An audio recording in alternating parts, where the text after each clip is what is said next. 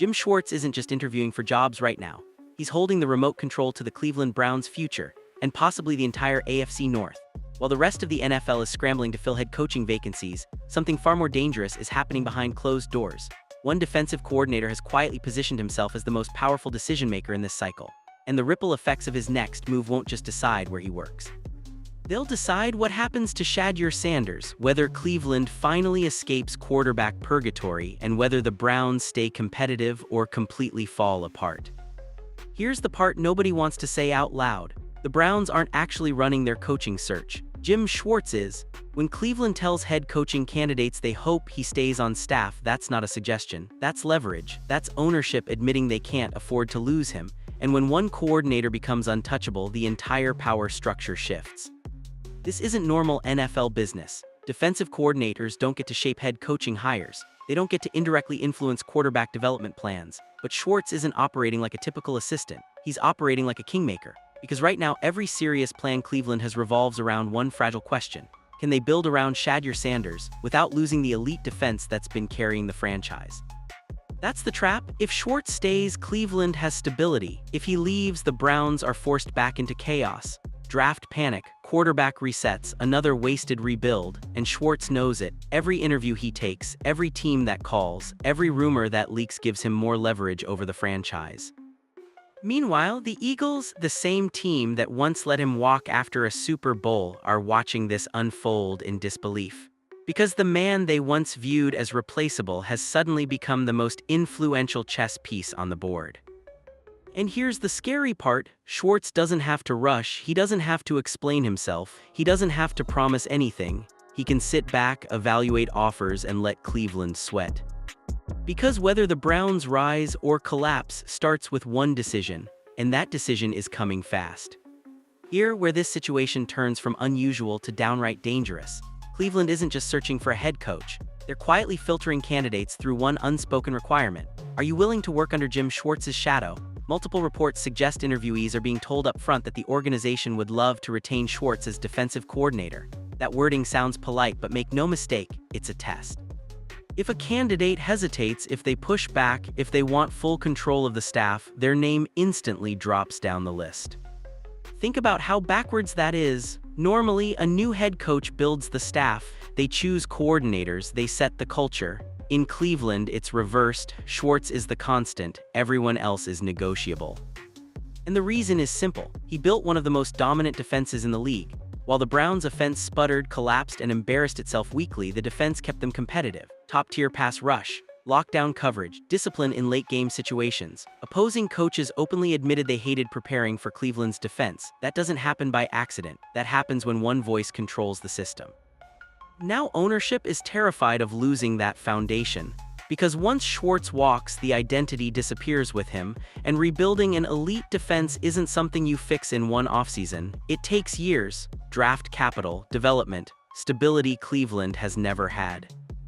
That's why this coaching search feels clunky. You can hear it in how insiders talk about it. If Schwartz is so essential, why not just make him head coach? Because the Browns don't want a defensive rebuild. They want an offensive architect to develop Shedeur without touching the defense.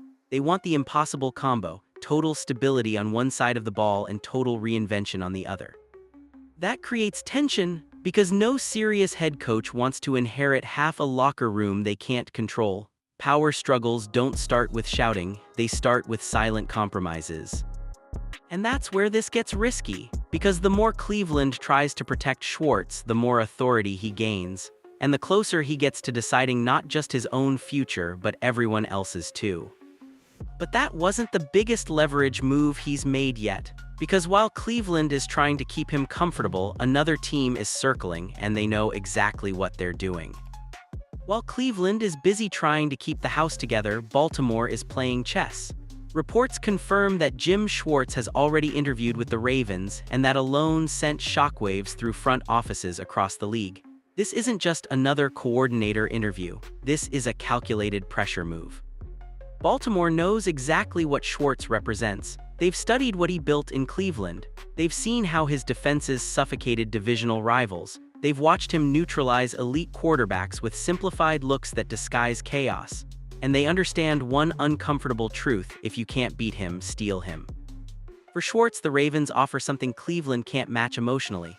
It's home. He's coached there before, he understands the culture. He knows the organizational structure actually functions instead of constantly rebooting itself. And most importantly, Baltimore already has their quarterback. That means he wouldn't be walking into uncertainty.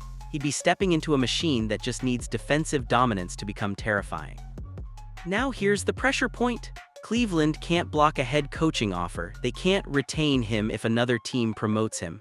If Baltimore decides to pull the trigger and offer Schwartz the top job, the Browns lose leverage instantly. There's no counter move, no protection clause, no safety net. And Schwartz knows it. That's what makes this dangerous. He doesn't need to threaten, he doesn't need to leak anything. All he has to do is listen. The offers create urgency. Urgency forces Cleveland to rush decisions, and rushed decisions are how franchises destroy themselves.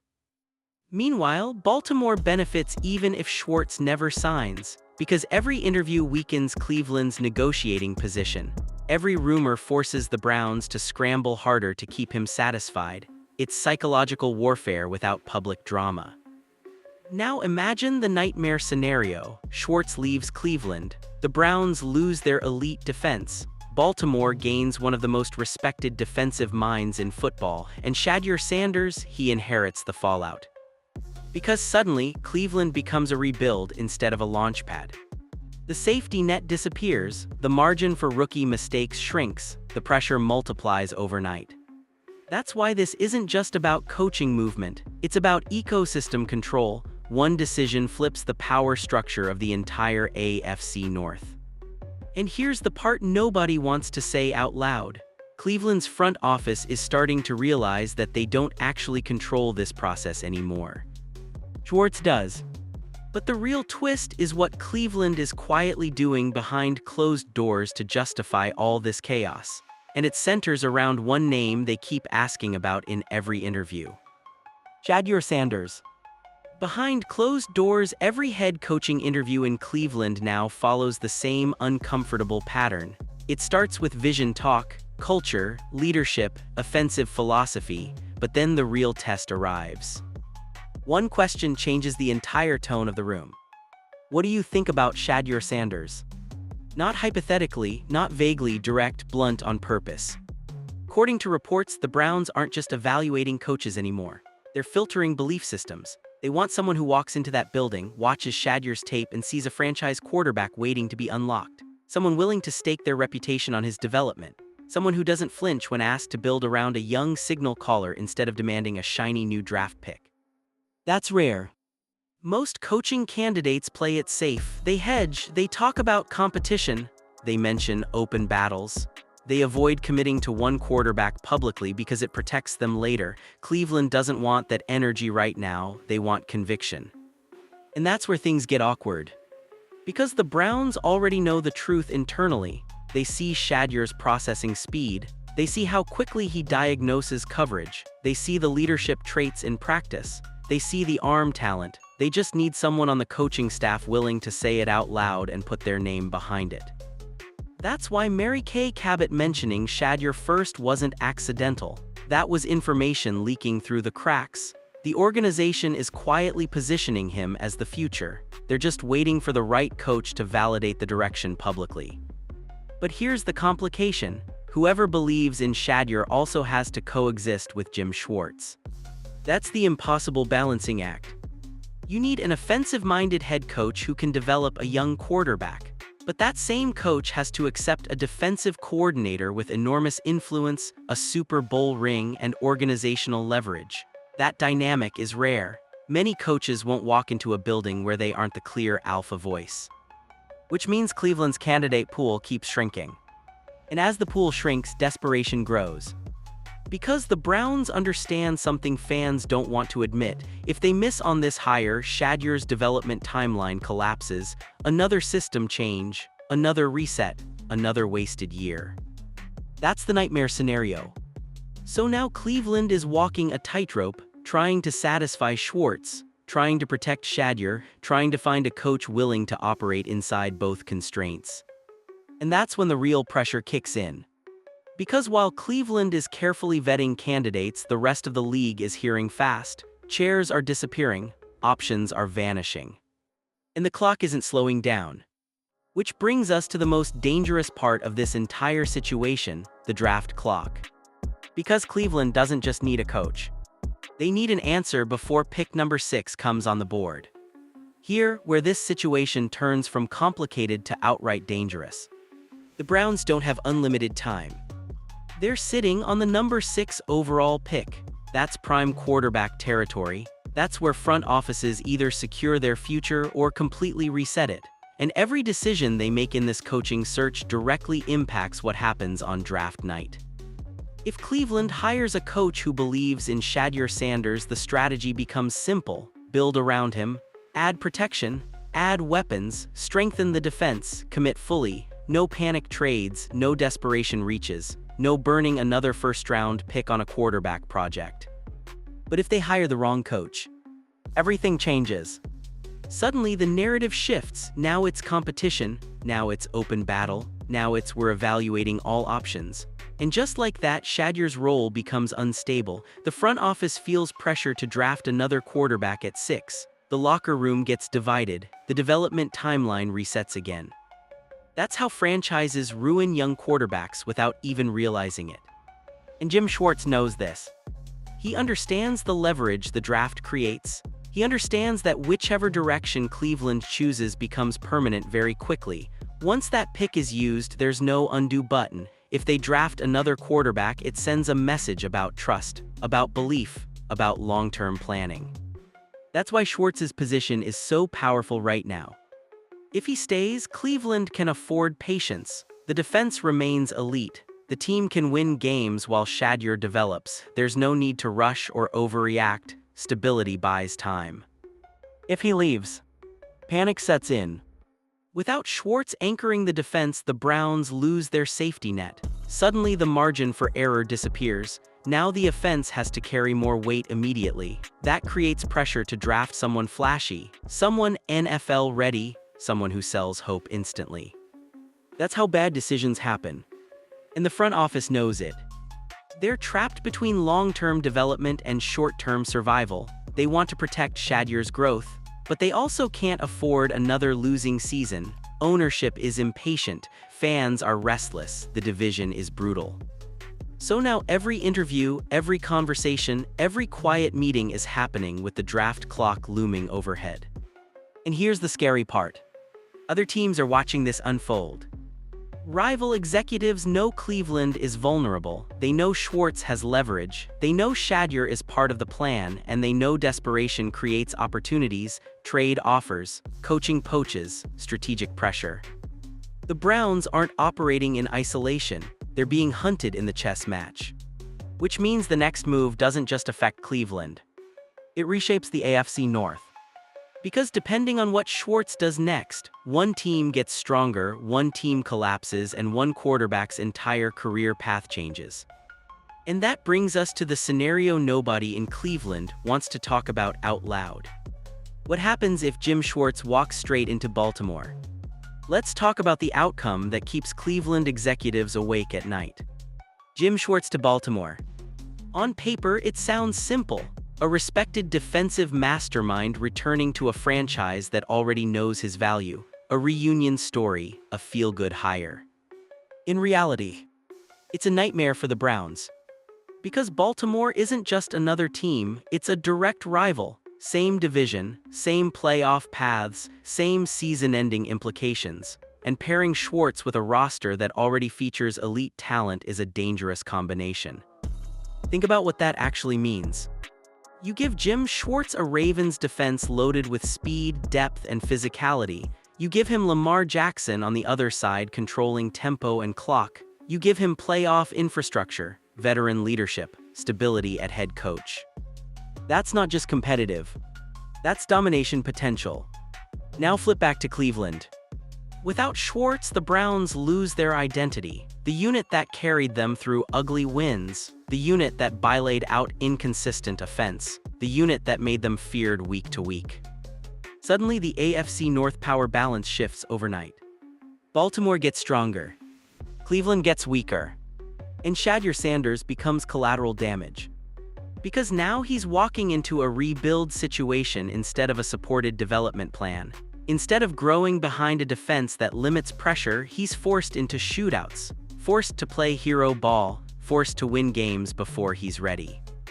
That's how quarterbacks break. Not from lack of talent, from lack of protection. Schwartz understands this better than anyone. He's built defenses in hostile divisions before. He knows what sustained dominance looks like, and he knows that his next decision could tilt the entire division. That's why Baltimore's interest matters so much.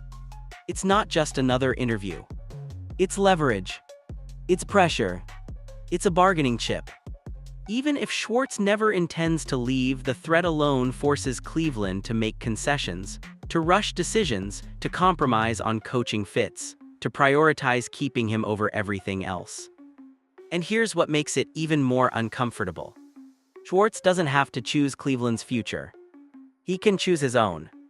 If Baltimore offers stability, power, and a clearer championship path, why wouldn't he listen? Why wouldn't he consider stepping into a ready-made contender instead of rebuilding around uncertainty? That's the dilemma. Loyalty versus opportunity. Legacy versus leverage. And while Cleveland hopes he'll stay and help build something special around Shedeur, Schwartz holds all the cards. Because no matter which path he takes, someone wins big. Someone loses everything. And the fallout won't just hit the Browns. It will echo through the entire AFC playoff picture. But here's the twist nobody saw coming. There's one scenario that's even more dangerous than Schwartz leaving. The one where he stays and still controls everything. Here's the part nobody wants to admit. Jim Schwartz staying in Cleveland might actually give him more power than leaving ever could. Because if he stays, he doesn't just remain the defensive coordinator. He becomes the real decision-maker behind the scenes. Think about it. The Browns are already telling head coaching candidates, "We want you to keep Jim Schwartz." That's not normal. That's not standard procedure. That's a quiet admission that the defense is the foundation and Schwartz is the pillar holding it up. So now imagine this setup. A new head coach walks into Cleveland knowing he was hired partly because Schwartz approved him, knowing the locker room already respects Schwartz more than anyone else in the building, knowing the best unit on the roster answers to someone else. That's not a typical power structure. That's shared control. And in some cases, it's tilted control. Because when things go wrong, who does ownership listen to? The rookie head coach still trying to establish authority, or the veteran coordinator who's already proven he can carry the team? You already know the answer. Schwartz becomes the safety net, the constant, the voice that doesn't get questioned. And that affects Shedeur Sanders directly. If Schwartz stays and Cleveland hires an offensive-minded head coach to develop Shedeur, every major decision now has two layers of approval: play calling philosophy, tempo, game management, risk tolerance. All of it gets filtered through the lens of, does this protect the defense?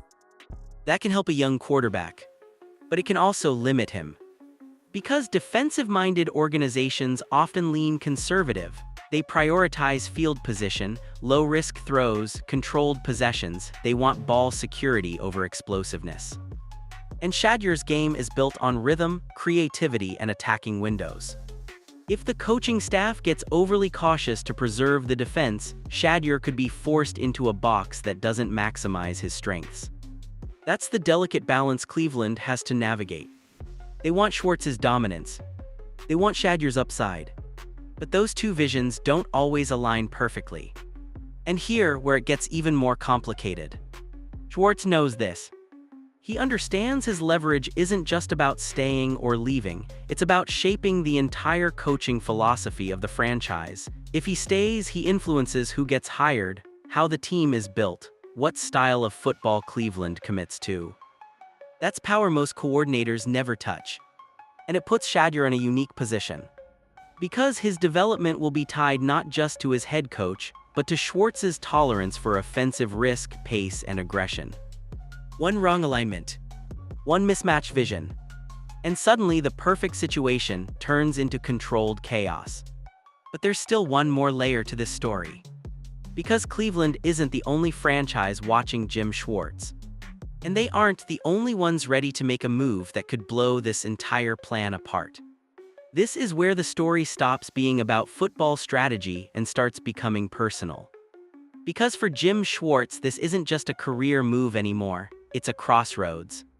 He's already done the thing most coaches spend their entire careers chasing. He won a Super Bowl, he built elite defenses in multiple cities, he proved his system works at the highest level. That alone changes how you think about risk. Now the question isn't, can he do it? It's, what does he want next? Does he want the title of head coach again with all the pressure, politics, and long-term uncertainty that comes with it? Or does he want control without the spotlight, influence without the weekly blame cycle, power without having to answer for every offensive misfire? Because staying in Cleveland gives him something rare: stability, influence, and leverage. If Schwartz stays, he becomes the anchor of the franchise, the piece ownership can't afford to lose, the voice that shapes roster construction, draft priorities, and even coaching philosophy behind closed doors. And that directly impacts Shedeur Sanders. If Schwartz decides Cleveland is where he wants to build the final dominant chapter of his career, Shedeur benefits from something most young quarterbacks never get: time. Time to develop without being forced to carry the team immediately. Time to learn without the season collapsing every time the offense struggles. Time to grow behind a defense that can actually win games on its own. That's rare. But if Schwartz leaves, everything flips. The Browns lose their identity, they lose the one consistent advantage they've had, and suddenly the pressure shifts straight onto the quarterback position. That's when desperation creeps in. That's when front offices start reaching, trading picks, drafting quarterbacks too early, forcing starts before players are ready. We've seen this movie before in Cleveland. And it never ends well. Schwartz knows this. He understands that his decision doesn't just affect his resume. It reshapes the trajectory of an entire franchise and a young quarterback whose career is still being written. That's real power. Not the kind that shows up on a business card. The kind that quietly decides winners and losers before the season even starts. And here's the part nobody wants to say out loud. If Schwartz believes Shedeur is truly special, staying in Cleveland isn't a sacrifice. It's a legacy move. Because building a dominant defense is impressive, but helping stabilize a franchise quarterback and creating sustained success, that's how coaches get remembered. And that decision is coming fast. Everything has now narrowed down to one ticking clock. Not the draft, not free agency, not even the coaching carousel. Jim Schwartz's decision. Because whether people realize it or not, Cleveland's future isn't sitting in a war room. It's sitting inside one man's next career move. If Schwartz stays, the Browns suddenly become stable, not flashy, not perfect, but stable. A top-tier defense, a young quarterback with real upside, a chance to finally stop restarting the franchise every 3 years. That alone would feel revolutionary in Cleveland.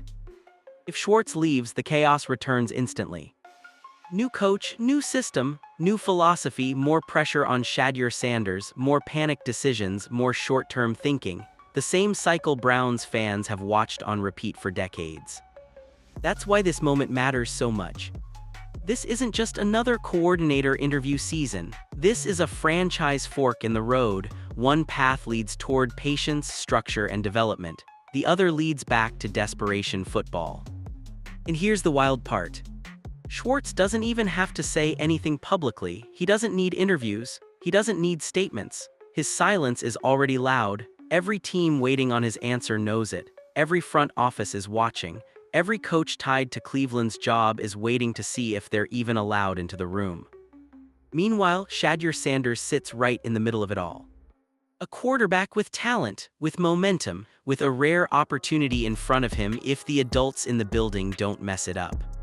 So now the league waits. Does Schwartz chase another head coaching badge? Does he leverage Cleveland into total control behind the scenes? Or does he walk away and let everything collapse behind him? One decision, one domino. And once it falls, the entire AFC North could look completely different. Because sometimes the biggest moves in football don't happen on the field.